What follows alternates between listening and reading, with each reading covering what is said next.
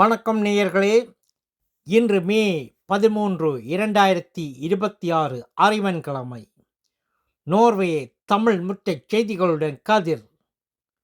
முதலில் தலைப்புச் செய்திகள். காவலர் படிப்பிற்கு கடும் போட்டி, சுட்டெரிக்கும் கோடை வெயில், குடல் புற்றுநோய் அதிகரிப்பு. இனி விரிவான செய்திகள். காவலர் படிப்பிற்கு கடும் போட்டி. நோர்வே காவல்துறை பயில்நெறிக்கு இந்த ஆண்டு 1832 பேர் விண்ணப்பித்துள்ளனர். இது சென்ற ஆண்டை விட 27 விழுக்காடு கூடுதலாகும். தகுதியான மாணவர்களுக்கான உடல் தகுதி தேர்வுகள் இப்போது தொடங்கியுள்ளன. சுட்டெரிக்கும் கோடை வெயில்.